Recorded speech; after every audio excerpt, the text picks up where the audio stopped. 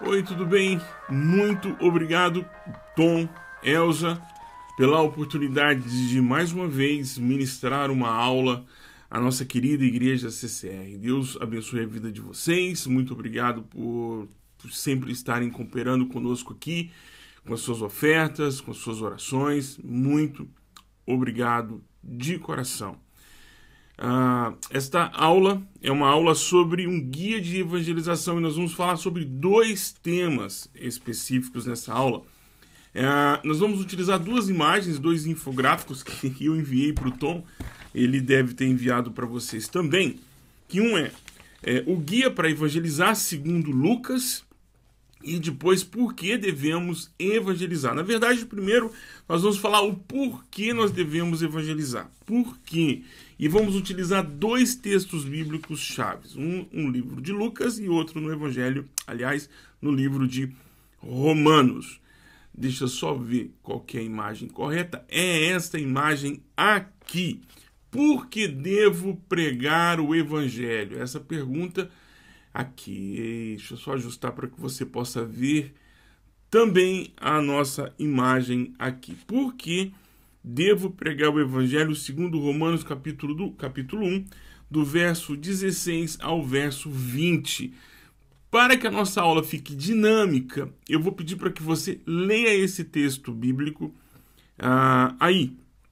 Enquanto a gente pode dar uma pausa agora, quem estiver administrando a aula pode dar uma pausa ou não, se achar melhor não. Nós vamos utilizar esse texto de referência, tá bom? Romanos capítulo 1, do versículo 16 ao versículo 20. E são cinco informações importantes do apóstolo Paulo sobre isso. Por que eu devo pregar o Evangelho?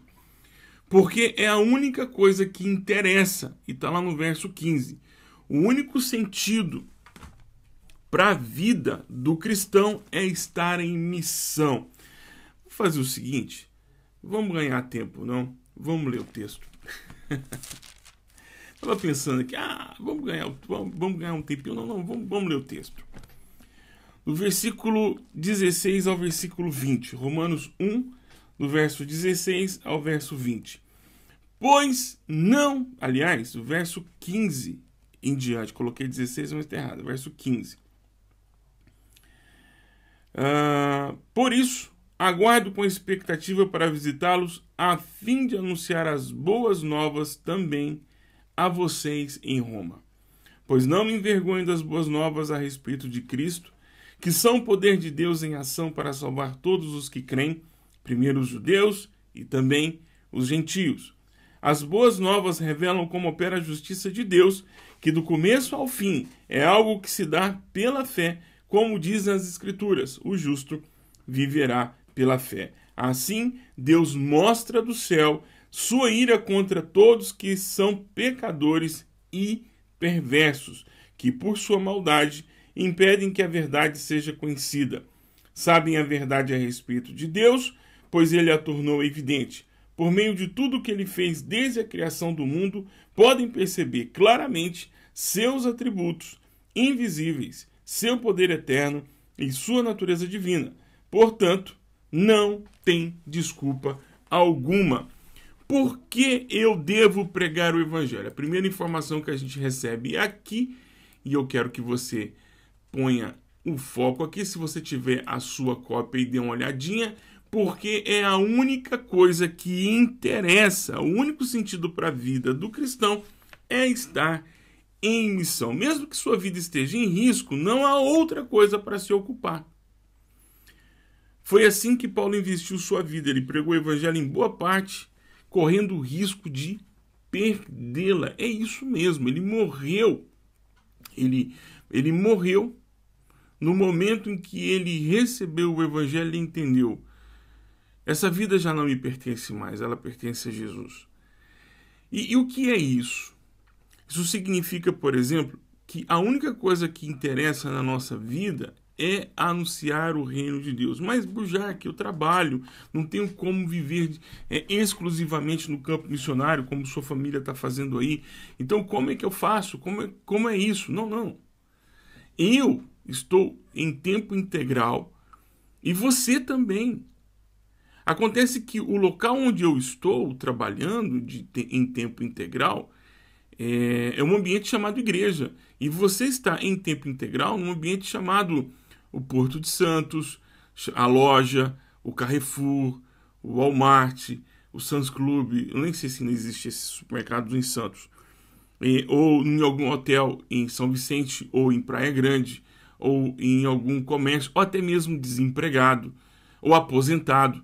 Nós estamos em tempo integral, porque é isso que interessa.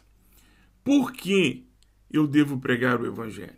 Paulo lista a segunda coisa, porque é o poder de Deus. Ou seja, não são argumentos que vão convencer as pessoas. E a gente vai ver isso um pouco mais no outro slide. Fuja da ideia de que você precisa criar métodos, estratégias que derrubem argumentos contrários ao Evangelho. O Evangelho é o poder de Deus. Nós testemunhamos o poder de Deus. Sabe? Esses argumentos. Quando você encontrar um ateu, quando você encontrar alguém de uma outra religião, quando você encontrar fulano, utilize este recurso. Essas estratégias, elas são pedagógicas, são úteis, de certo ponto sim, mas elas não são responsáveis por anunciar o Espírito de Deus. Quem convence as pessoas, quem trabalha no coração das pessoas é Deus. E o Evangelho de Deus é o poder para transformar pessoas. E aí é a força do testemunho. Sabe? É nisso que reside tudo aquilo que nós cremos. É por meio do Espírito Santo que é capaz de romper barreiras da cegueira espiritual que existe nas pessoas. Não é argumento, não é porque você falar. Sabe, isso ocorre principalmente com os pais. Pais que querem a todo custo que seus filhos se convertam. Daí criam estratégias, proíbem algumas coisas. Deixa eu te dizer, não vai funcionar. Não funciona. O que funciona na evangelização dos seus filhos, do esposo, da esposa, dos seus pais já idosos, seus parentes, é o seu testemunho. É o seu testemunho, o testemunho do poder de Deus na sua vida.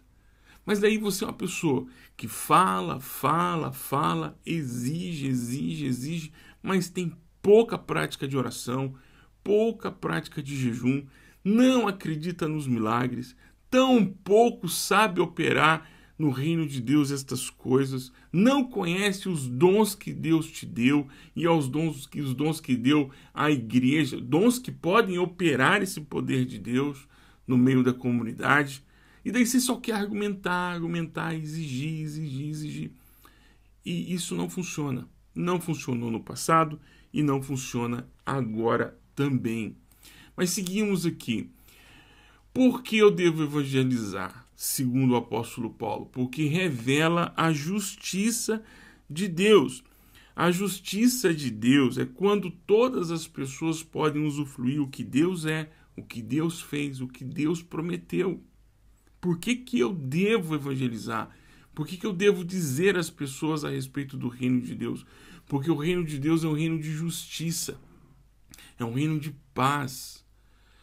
Sabe, talvez nós não vamos precisar entender melhor o que significa reino de Deus. Para daí, então, ao entender o que é reino de Deus, o reinado de Deus, você se coloca um pouco mais preocupado com a sua posição nesse reino e deixe de viver uma forma tão relapsa. Por quê? Porque a justiça de Deus não coaduna com a injustiça humana. E a justiça humana é trapo de imundície. Não funciona para nada. O homem mais correto do planeta, sem Jesus e sem estar debaixo da orientação e submissão ao reinado de Deus, não é nada. Porque a justiça de Deus é dividir com todas as pessoas aquilo que ele é, aquilo que ele fez e aquilo que prometeu. O que Deus é, as pessoas não sabem. Ele é Pai, Ele é salvador, ele é redentor, ele redime as pessoas. E o que Deus fez? Ele criou todas estas coisas. Tudo que você vê, a natureza, os recursos naturais. Quando uma pessoa não tem acesso a estas coisas, nós devemos denunciar, porque isto é a presença do reino de Deus. Quando as pessoas verem a igreja anunciando a justiça de Deus, elas saberão quem é o Senhor. E por que eu devo evangelizar? E está aqui, ó. Seguimos aqui, esse verdinho que você está vendo aí agora. Por quê? Porque revela toda a impiedade humana. As pessoas precisam saber que Deus sabe quem somos e quer nos curar daquilo que somos.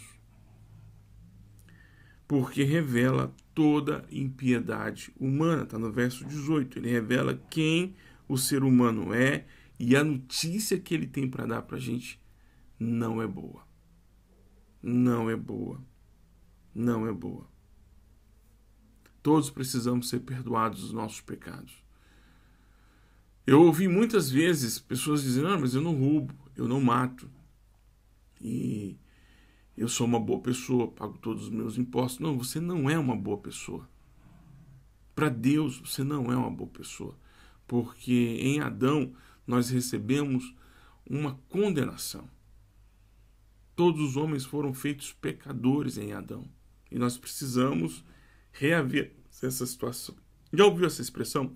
Nossa, fulano é tão gente boa, falta só ser crente. Mas ele não falta nada. E ao mesmo tempo ele falta tudo.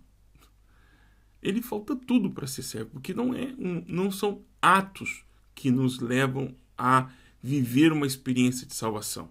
O que nos leva a viver uma experiência de salvação é a fé. A justiça de Deus por justificação. E o último tópico aqui é por quê? Por quê? Porque eu devo pregar o evangelho. Nesse slide, segundo Romanos capítulo 1, do verso 15 ao verso 20, revela que Deus nunca esteve oculto ou ausente. Ele sempre esteve. Talvez as pessoas não consigam percebê-lo.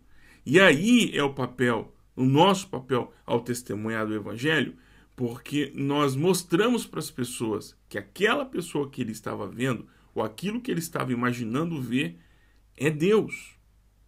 Ou aquele poder que ele viu operando é Deus. Tem fonte, tem origem. Tem fonte e tem origem.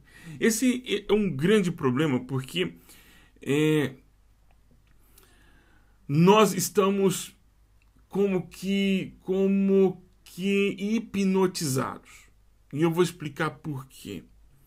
Porque quando você levanta pela manhã e vai cuidar da sua vida, você vai cuidar das suas coisas porque você tem uma finalidade. A sua finalidade é suprir, é viver o máximo possível e suprir esse máximo de tempo possível com conforto. Você quer viver muito e quer viver com conforto. E o que conforto significa para você? Mas você quer buscar esse conforto. E para buscar esse conforto, você vende suas horas de trabalho. E aí você percebe que esse mundo é muito injusto. E que por mais que você venda suas horas de trabalho, seu conforto é mínimo. E parece que tem gente que vende menos horas de trabalho por um valor maior e tem mais conforto. Porque esse mundo está pautado na injustiça. Mas mesmo assim, você acredita que todos podem chegar lá. E aí, por acreditar que todos podem chegar lá, você quer se esforçar. E aí o seu esforço faz com que você delegue para a sua vida a um objetivo. Você fala: o nosso objetivo é melhorar, quer dizer, estender o nosso tempo de vida e, ao estender esse tempo de vida, viver da melhor forma possível. E aí nós estamos como que hipnotizados por este mantra: viver mais e da melhor forma possível. As propagandas são pautadas nisso: viver mais e da melhor forma possível. Os produtos são lançados para isso, para você viver mais e da melhor forma possível. Não estou dizendo que você não deva comprar as coisas, tampouco que não queira buscar conforto. Eu não fiz voto de pobreza. E, aliás, acho que todo mundo poderia viver mais e ter mais conforto. Isso é justo, isso é o correto, porque Deus nos deu possibilidades para isso e fez com que a nossa criatividade gerasse esse tipo de coisa, dando a nós possibilidade de vivermos melhor e mais com as tecnologias que estão disponíveis, mas que não são acessíveis para todas as pessoas. Acho justo. Mas qual é o problema? O problema é que na busca de viver mais e da melhor forma possível, você esqueceu qual é o propósito real da sua vida. E o propósito real da sua vida, a única coisa que interessa, ao final do dia, é saber quem foi glorificado com a sua busca de viver mais e da melhor forma possível. É saber se, ao final do dia, o reino de Deus se fez conhecido por meio do seu testemunho ou você ocultou das pessoas quem é Deus e o que Deus faz e o que Deus é. Você foi agente da justiça de Deus, declarando às pessoas, olha, essa situação que você está vivendo é uma situação de injustiça. Precisamos utilizar todos os mecanismos que temos para buscar justiça. Ou você deu de ombro e disse, as coisas são assim mesmo, tanto faz, tanto fez. Faça ano e volta ano. Quando vem as chuvas em São Paulo, há muito alagamento. E aí alguém pode dizer, mas isso é assim mesmo desde sempre.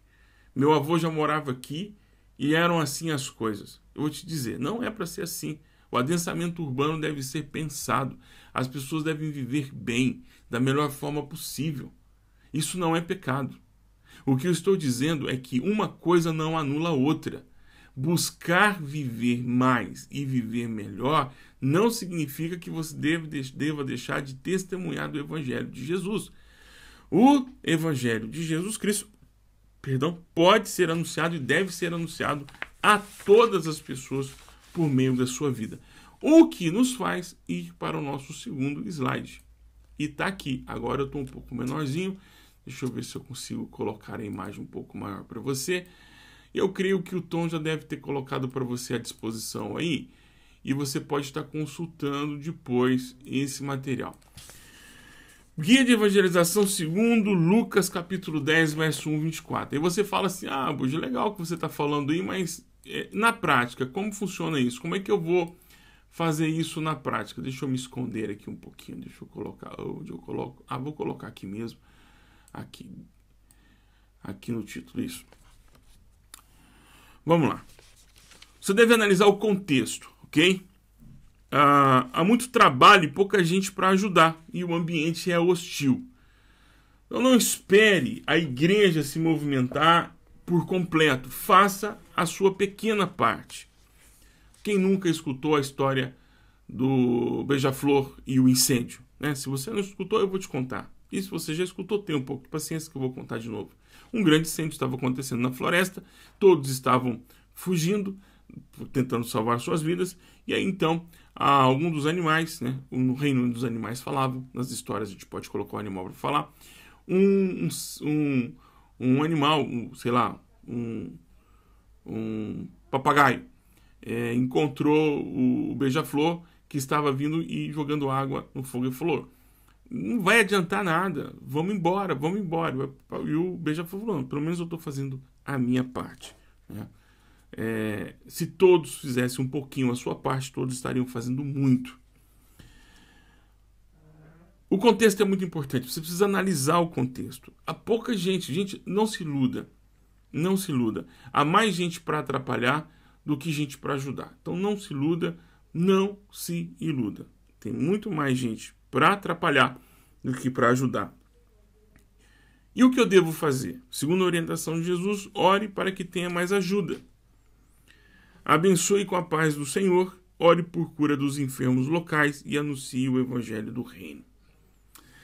É testemunho o tempo inteiro. Temos que testemunhar o tempo inteiro. Ore para que você tenha a ajuda de outras pessoas. Já que não tem tanta gente trabalhando, Peça ao Senhor que te ajude, enviando pessoas para ajudar e não para atrapalhar.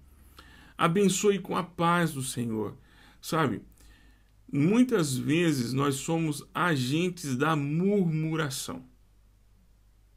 Nós murmuramos. A nossa prática é uma prática de murmuração. A gente reclama do tempo, do dia, do trabalho, do ambiente. Seja um agente de bênção. Nós precisamos resgatar a teologia da bênção. Nós podemos abençoar, talvez porque alguém teve um ensino tão equivocado, e que a gente acaba tomando muito cuidado com algumas coisas. Como, por exemplo, alguém vai dizer assim, então você está falando que palavras têm poder? A palavra do crente tem poder? Sim, tem poder. A palavra do crente tem poder. Não tem poder para você chegar na concessionária e falar, esse carro é meu. Chegar de frente a uma casa que está lá escrito vende. Eu declaro que essa casa é minha. Não é assim. Deturparam tudo. A palavra tem poder. Tem poder. Quando nós declaramos, Jesus calou a tempestade, Jesus expulsou demônios e Jesus repreendeu enfermidades pela palavra. E ele disse que nós poderíamos fazer as mesmas coisas. Ele nos deu a autoridade sobre essas coisas. Então tem palavra, tem poder. Então eu posso chegar num ambiente, no meu local de trabalho, e dizer, a paz do Senhor esteja nesse local. Shalom. Eu posso, palavra tem poder.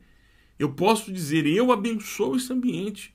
Em nome do Pai, do Filho e do Espírito Santo, e toda força maligna que trabalha aqui em desfavor da paz dos meus amigos, meus colegas de trabalho, eu declaro, a força de vocês está impelida. Quando um crente chega num lugar, ele não está chegando sozinho. Ele não está chegando sozinho. Um crente, quando chega num lugar, ele chega com autoridade. Ele chega com, no mínimo, os seus anjos que os guardam, ou o anjo que o guarda, no mínimo. Agora, se você é o perturbado da empresa, se você é a pessoa que traz transtorno, você é o fuxiqueiro, ou a fuxiqueira, você é a pessoa que está dividindo o grupo, o seu testemunho está levando as pessoas para o inferno. Aliás, melhor dizendo, está mantendo as pessoas no inferno, porque segundo João capítulo 3, verso 17, ninguém vai para o inferno. Está todo mundo lá. Nós somos retirados desse local. Terceiro tópico aí é orientação tática. Gostei do termo, hein? Gostei do termo. Fica parecendo... como é que é? Olha, eu estou me sentindo aí um verdadeiro treinador de futebol. Orientação tática.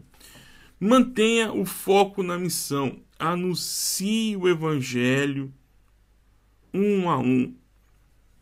Sabe, uma das coisas que eu tenho aprendido aqui no campo missionário é que ouvir é a melhor estratégia para evangelizar. Ouvir a história das pessoas, ouvir sobre o que perturba a vida delas. A gente abre a boca rápido demais para falar. A pessoa começa a falar... e a gente já começa... Bom, esse aí é o seu problema. A gente já sabe ter um diagnóstico completo. A gente tem as palavras completas. Escute. Tente escutar as pessoas. Aprenda com o pessoal do CVV. Aprenda a escuta ativa. Escute o que as pessoas têm para falar. Ouça suas histórias. É possível que a experiência dela com Deus seja até um pouco mais profunda do que a sua, que é cristão há séculos.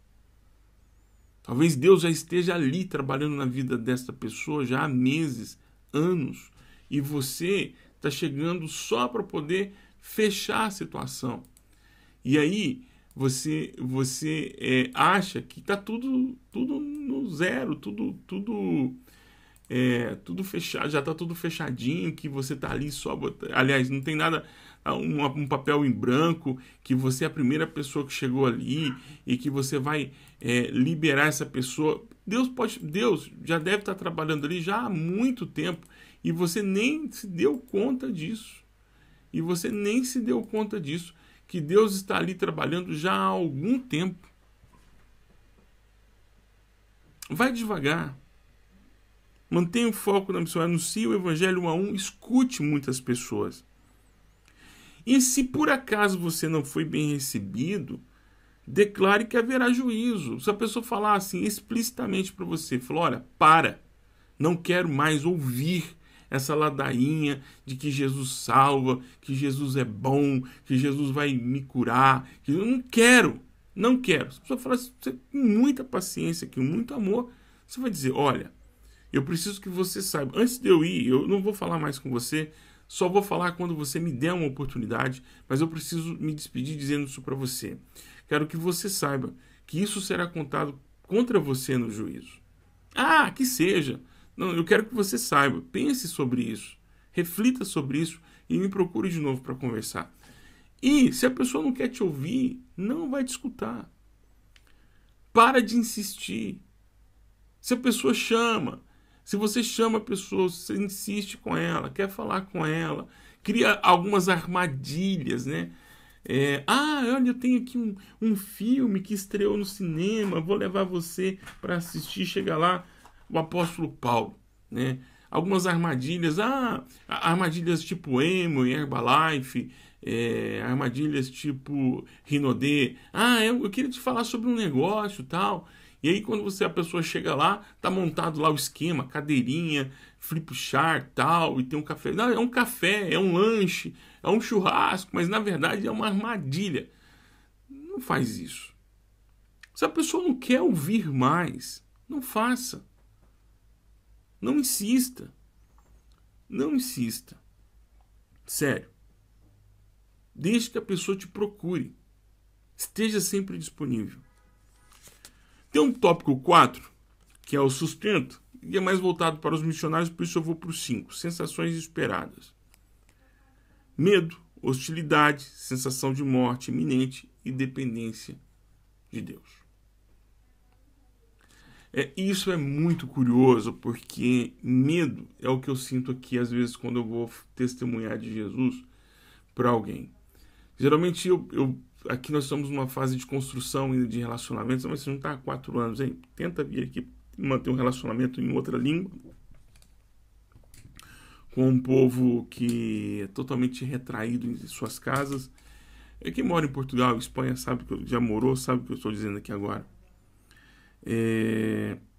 Sabe, a gente tem que entender que anunciar o reino de Deus amedronta, porque a gente está se expondo. A gente está dizendo, olha, Jesus é a nossa paz. Mas você sabe que você não tem paz 24/7 dos seus dias. Você vai dizer, olha, Jesus te salvou. Mas você sabe que muitas vezes você mesmo ou você mesma teve dúvidas a respeito da sua salvação. Medo faz parte. Mas a boa notícia é que não depende de você. Sabe, nós não estamos vendendo um produto, não depende da sua capacidade de argumentação, não depende de você utilizar os gatilhos certos, não depende de você. Como eu disse no slide anterior de Romanos, é uma ação do Espírito Santo. É o poder de Deus operando. Hostilidade, sim. Lá vem o crente. Lá vem a crente. Você fica às vezes chateado, porque as pessoas ficam rindo de você, te expondo. Professores nos expõem muitas vezes, nossos filhos que estão na universidade, outros ainda estão no ensino médio, e professores hostilizam. Falam, você é da igreja daquele fulano que fez isso, que fez aquilo outro, e o mau testemunho de outros irmãos são colocados contra nós. Hostilidade faz parte. Sensação de perigo, muitas vezes. Em alguns casos, irmãos que trabalham em bocas de fumo, que trabalham com dependentes químicos, o risco de morte é iminente, de um ataque, de um surto psicótico, de uma dessas pessoas numa boca de fumo. ou a invasão mesmo da polícia, e você está ali na hora da evangelização e a polícia chega atirando, depois perguntando. Então, cuidado, tem sim. E essa sensação de dependência de Deus, que são sensações esperadas. E você saber que você não faz sozinho, que você não vai conseguir fazer. Se depender da igreja, por exemplo, hoje é dia 6 de fevereiro, isso, dia 6 de fevereiro. Há muita dependência, a gente fica dependendo dos recursos que vêm de fora para poder sustentar a nossa casa. É tudo muito complicado, essa sensação de dependência, que você não tem autossuficiência, sabe? Eu é que vou fazer, não, eu vou conseguir realizar as coisas. E muita frustração. Mas nós não fomos chamados para sermos felizes na evangelização. Somos chamados para testemunhar. E é isso que é o nosso trabalho. Porque a nossa alegria não é quantas pessoas renderam a Cristo. Não é um score. Isso é uma bobagem. A nossa alegria deve ser que hoje, ao deitar, eu fui fiel ao chamado do meu Senhor. Essa é a nossa alegria. Eu fui fiel. Porque quando for a última vez que você vai se deitar, e então se encontrará com o Senhor, a última vez que você, quando for o último suspiro que você der, o que vai contar é,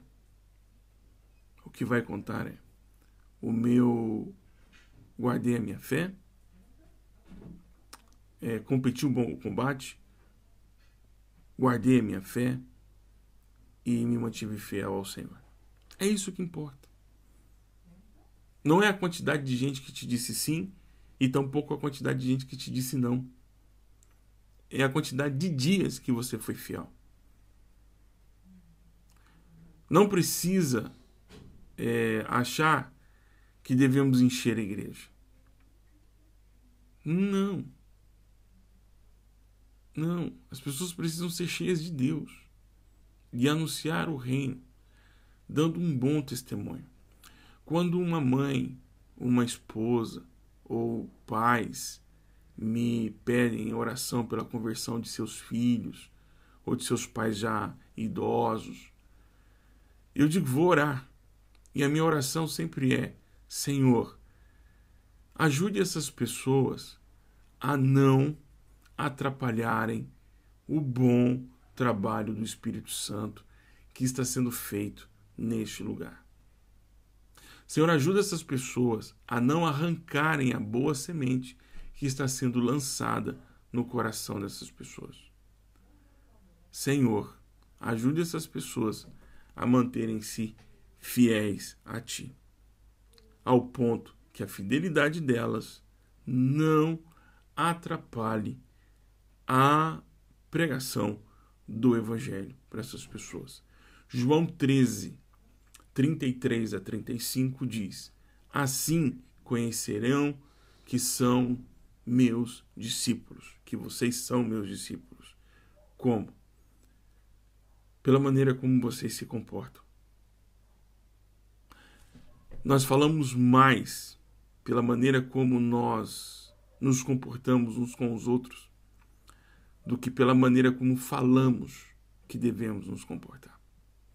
Que Deus te abençoe. Muito obrigado por essa oportunidade. Que o Senhor te guarde, que o Senhor te proteja, que o Senhor esteja contigo e que possa resplandecer no local onde você está. Que a luz do Evangelho chegue a todas as famílias por meio da sua vida. Deus te abençoe. Obrigado pela oportunidade de mais uma vez ensinar as Escrituras. Deus te abençoe.